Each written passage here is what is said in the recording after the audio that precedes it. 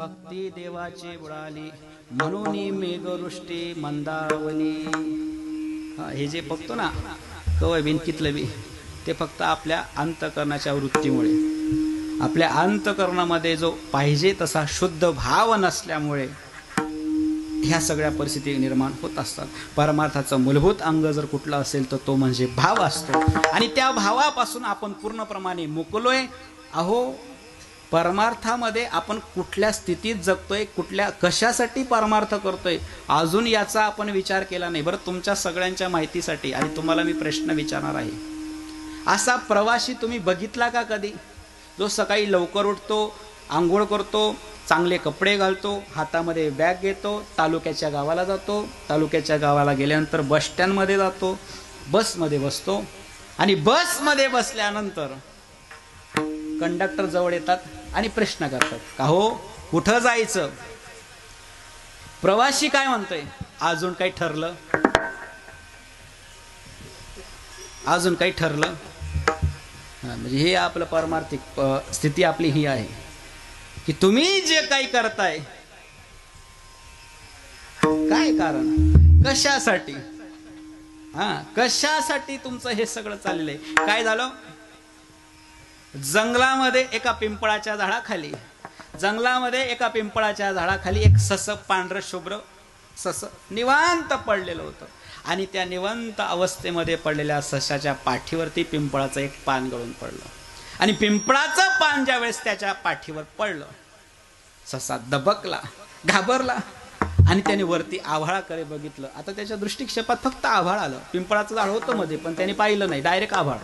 आणि आभाळ बघितल्यामुळे त्याला असा संशय झाला, कदाचित कदाचित हे आभाळ माझ्यावर पडते की काय, म्हणून त्याने त्याचा जीव वाचवण्याचा प्रयत्न केला आणि त्याने पडापडी सुरुवात केली. जंगलामध्ये तो एकटाच पडत होता, इकडे तिकडे पडत असताना त्याला एका लांडग्याने बघितलं आणि लांडग्याने बघितल्यानंतर ते लांडगं त्या कोल्याजवळ तो म्हणे, का रे कुठं, तो म्हणे ऐ बचना है तो भागून, मरना है तो ठहरो, आसमान गिरने वाला है. काय सांगितलं, बचना है तो भागो और मरना है तो ठहरो, क्यों, आसमान गिरने वाला आहे. त्या लांडग्याने अजिबात विचार केला नाही. सस पुढे मागे लांडगं, सस पुढे मागे लांडगं. आता सस्याने पुढे मोरचा घेतला, मागे लांडगं पडते. त्या दोघांची पळापळी बघितली आणि कोल्ह्याला प्रश्न पडला, म्हणजे आपला गाव इथली गर्दीन कसा नाही का, आपल्या गावात एवढी गर्दीन कशासाठी. त्या कोल्याला प्रश्न पडला, कोला असले असा प्रश्न पडतोस का बन कसान करता, आम्ही नाही होतो का, मग तुम्ही होतात भाऊ पण कवायच ना कदा झालं होतात विठ्ठल.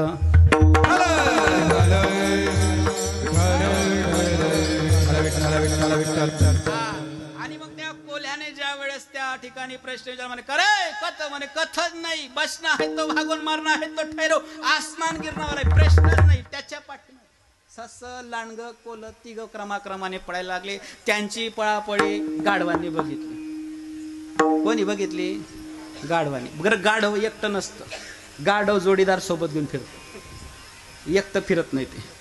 त्या गाढवाने दुसऱ्या गाढवाला सहज म्हणजे, का रे आपला गाव हाऊ महाराज 15 दिन जायचं ना चक्रा मारा ना, का ब फिरा ना महाराज,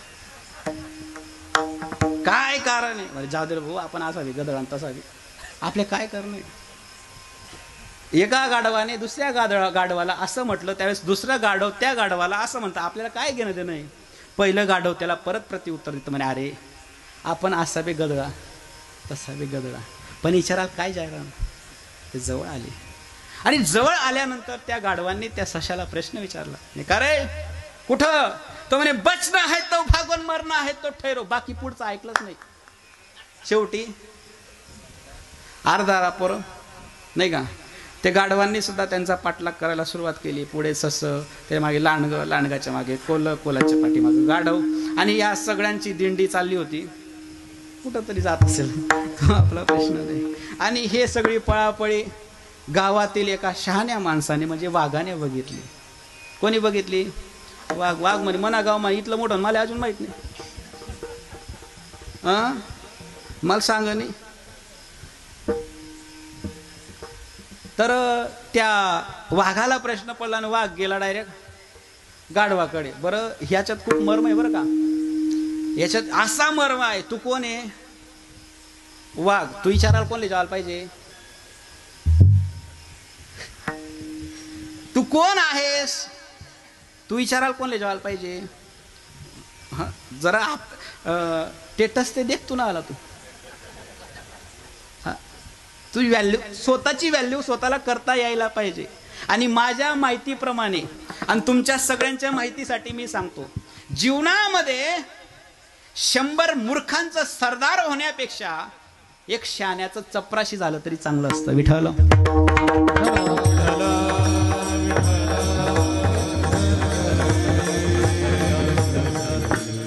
वाघाने गाढवाला प्रश्न विचारला, म्हणे का रे कुठं निघाले?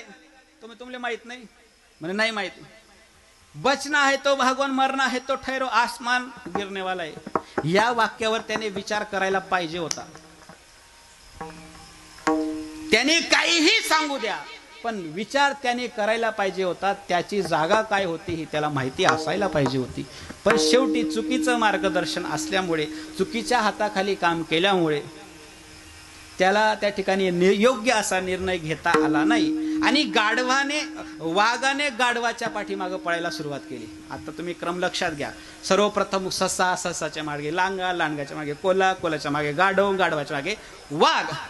आता गाढव जे पडतं का, ते गाढव पुढे जेवढं पडतं तेवढं मागे पडतं. 2 पाऊल पुढे 2 पाऊल मागे. पण ते जसं जसं पुढे पडायला लागलं तसं तसं त्या वाघोबाच्या तोंडावर ते फटके बसायला लागले. आणि अर्धा 1 किलोमीटरचा प्रवास झाल्यानंतर वाघोबाचं जे तोंड आहे ते रक्तबंबाळ झालं. वाघोबा म्हणे मरेल परवडी, पण हे तोंड सोडायला परवडाव. चुकीच्या माणसाच्या सानिध्यात गेले, एक नाही एक दिवस हा लाता खाव्याच लागतात. आता वाघ म्हणे ऐकव लोगून चाली असं. वाघाने त्या गाढवाला पुन्हा प्रश्न म्हणे, का रे कुठपर्यंत पळायचंय? गाढव म्हणे तेवढं आपल्याला माहित नाही. मी कुणाच्या तरी मार्गदर्शन, मी स्वतः कुणाच्या तरी मार्गदर्शनाने चालतोय. कुठपर्यंत पळायचंय हे मला माहित नाही. म्हणे ही दिंडी ना, या दिंडीचा मालक कोण आहे? म्हणे मालक पुढे. हा ते वाघ असा सरळ हळू हळू हळू हळू सश्यापर्यंत पोहोचला आणि सश्याला प्रश्न विचारला, म्हणे का हो साहेब कथलवून जाण्याची, म्हणजे कुठपर्यंत जायचंय आणि कुठपर्यंत जायचंय असा ज्यावेळेस त्या वाघाने प्रश्न विचारला त्यावेळेस ते ससा असं म्हणतं. म्हणे ते टेकलेलं दिसतंय का? काय आबाळ आबाळ तिथपर्यंत पळायचं. होय बिडदिन्या. हा दृष्टांत संपला.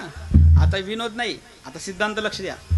परमार्थामध्ये तो उन्हाळ प्रवासी घरून तर निघालाय सज्ज होऊन, बुक्का लावलाय, पवित्र तुळशीची माळ गळ्यात आहे, आषाढी कार्तिकी पंढरपूरची वारी आहे आणि त्याच्या नियमाप्रमाणे त्याला वाटतं की मी परमार्थिक आहे. पण त्याने या सगळ्यातून मला कुठपर्यंत हा प्रवास करायचा आहे याचा विचार त्याने केला नाही. कधीच त्याने हा विचार केला नाही. ज्याप्रमाणे त्या सश्याला अजिबात त्याची कल्पना नाही, त्या प्रवाशाचा मुक्कामाचं स्थळ त्याने ठरवलं नाही, त्याप्रमाणे परमार्थिकाची परमार्थामध्ये अवस्था आहे. परमार्थ तर करताय, पण कुठपर्यंत करायचा आहे, कसा करायचा आहे आणि कुठल्या गतीने करायचा आहे. परमार्थात गती खूप महत्वाची असते बरं का. काय परमार्थामध्ये गती खूप महत्वाची असते. कुठं थांबायचंय आणि कुठं पळायचंय हे कळणं खूप महत्वाचं आहे.